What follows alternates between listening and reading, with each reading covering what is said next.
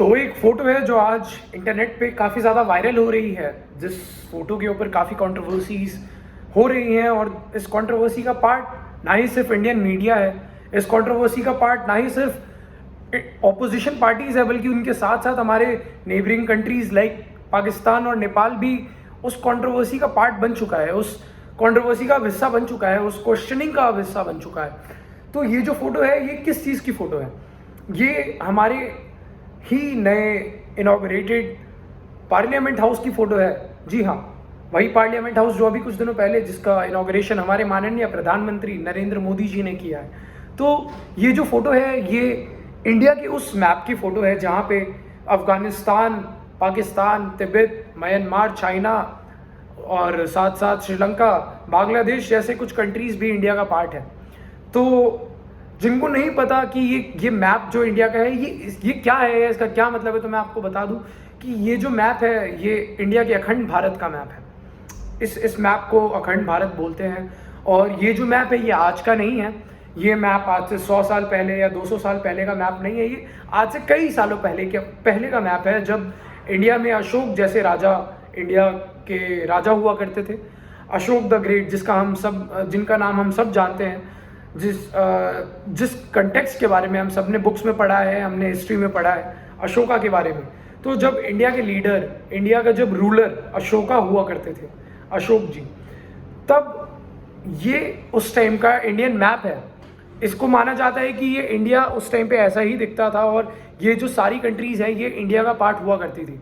तो Ashoka the great उनको ऐसे ही नहीं कहा जाता था। उन्होंने काफ़ी एरिया को और उन्होंने आज तक काफ़ी सारे जितने भी वो वॉर्स जीते थे, उसके वजह से जो ये अखंड भारत है, तो ये आज कई लोगों की इमेजिनेशन है। लोग बोलते हैं कि ये इमेजिनेशन है जिसके लिए आज कई बड़े बड़े ऑर्गेनाइजेशन जैसे RSS, राष्ट्रीय स्वयंसेवक संघ, ऐसे कुछ बड़े बड़े ऑर्गेनाइजेशंस, ऐसे बड़े बड़े संघ हैं जो इसके लिए काम कर रहे हैं या इसकी कल्पना कर रहे हैं। तो अगर मैं आपको बताऊं तो ये एक कल्पना नहीं है, एक्चुअली में ये इंडिया का रियल हिस्ट्री का मैप है, जो आज एग्जिस्ट नहीं करता है, बट कुछ सालों पहले ये एग्जिस्ट करता था।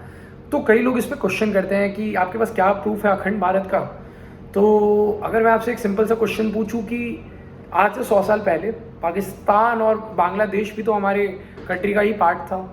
तो अगर आप वो मैप देखें तो आप इसका क्वेश्चन तो नहीं करेंगे कि क्या आपके पास क्या प्रूफ है कि बांग्लादेश और पाकिस्तान भी इंडिया का पार्ट था।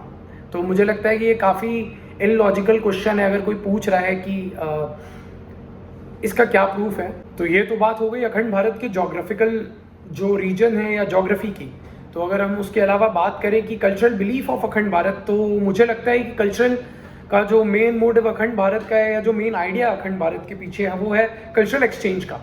कि इंडिया के जो कल्चर है या भारतीय संस्कृति जो है वो और कंट्रीज तक जा सके, जहाँ पे एक्चुअली वो पहले एग्जिस्ट करती थी, वहाँ से वो धीरे धीरे जिस भी रीज़न से डिमिनिश हो गई हैं, या जहाँ से वो धीरे धीरे कम हो गई हैं, या जहाँ से वो गायब हो गई है भारतीय संस्कृति, वहाँ पे उनको वो दोबारा इंट्रोड्यूस कर सके, री इंट्रोड्यूस कर सके, या फिर वहाँ पे थोड़ा सा इंडियन बिलीव्स को, अगर हम बात करें इंडियन कल्चर की, तो इंडियन संस्कृति की, तो इंडियन संस्कृति में आता है कि हम सुबह ब्रह्म मुहूर्त में उठें। ब्रह्म मुहूर्त में उठने के बाद हम व्यायाम करें, जो एक्सरसाइज जिसको हम बोलते हैं, उसके अलावा योगा करें, योगा के साथ साथ हम मेडिटेशन करें, ध्यान लगाएं। तो इन चीज़ों को पहले इतना इम्पोर्टेंस नहीं दिया जाता था जितना अब जो मेडिकल साइंसेस भी यही कह रहा है कि आप योगा करें। योगा के बेनिफिट्स मेडिकल साइंसेस आज बता रहा है। मेडिकल साइंस उसके अलावा बता रहे हैं कि मेडिटेशन के क्या बेनिफिट्स हैं। मेडिटेशन आपके दिमाग के लिए या आपकी बॉडी के लिए कितना, और आपके हेल्थ के लिए सबसे इंपॉर्टेंटली कितना बेनिफिशियल है। तो ये जो चीज़ें थी, ये सब कुछ हिंदू ग्रंथों में लिखी हुई हैं, इनके क्या फ़ायदे हैं हम हर जगह देखते हैं, हम हर जगह पढ़ते हैं कि पहले जितने भी साधु संत हुआ करते थे, महात्मा हुआ करते थे, वो लोग ध्यान में बैठते थे, वो लोग हमेशा ध्यान लगाते थे। तो आज इन मुद्राओं के भी मतलब बताए जा रहे हैं, जो मेडिकल साइंसेस बता रहे हैं कि मुद्राओं के क्या मतलब है, शांत बैठने का या ध्यान लगाने के क्या फ़ायदे हैं, क्या मतलब है। तो जो मेरे हिसाब से अगर हम और भी कंट्रीज़ की बात करें जहाँ पे हम पहले धीरे धीरे वहाँ से जो इंडियन संस्कृति डिमिनिश हुई है, वहाँ पे इस कल्चर को वापस से री इंट्रोड्यूस करने का और एक यूनिटी का, जो हमें सबको बहुत ज़रूरत है, जिसकी सख्त ज़रूरत है। आज हम बाउंड्रीज़ पे, हम बॉर्डर पे लड़ रहे हैं कि अपने कंट्री के बिलीव्स के वजह से, अपने कंट्री के रिलीजन की वजह से। तो ये एक आइडिया है जिसकी वजह से रिलीजन या कंट्री का भेदभाव कभी ना हो और एक एकता से सब कल्चरल एक्टिविटीज़ या कल्चरल बिलीव्स को हम एक्सचेंज कर सकें। तो ये मेरे हिसाब से इस अखंड भारत का टोटल आइडिया है। अगर हम इसको इस तरह से लें तो अखंड भारत ना किसी सेक्युलरिज्म को हर्ट करता है, या वो जो फोटो जिसके ऊपर इतनी कंट्रोवर्सी हो रही है वो उन्होंने बस एक इंडियन कल्चर है या इंडियन हिस्ट्री है उन्होंने वहाँ पे उसको डिपिक्ट करने की। और अगर आपने शायद वहाँ देखा हो ध्यान से तो वो जो मैप वहाँ पे इंडिया के अखंड भारत का जो मैप लगा है वो बिल्कुल चाणक्य जी के फोटो के साथ में है। तो ये जो आइडिया था, ये आइडिया एक्चुअली अगर हम माने इंडियन हिस्ट्री की या इंडियन हिस्टोरियंस की, तो ये आइडिया चाणक्य जी का था कि हमें एक अखंड भारत चाहिए। तो बस मुझे लगता है कि आपको अखंड भारत के ऊपर जानकारी पाके अच्छा लगा हो, और इसके अलावा आप क्या सोचते हैं अखंड भारत के बारे में आप हमें कमेंट करके ज़रूर बताइए। आप हमें ज़रूर बताएं कि अखंड भारत का आइडिया आपके हिसाब से क्या है और अखंड भारत के क्या क्या फ़ायदे आपके हिसाब से हो सकते हैं। तो इस वीडियो को हम यही ख़त्म करेंगे।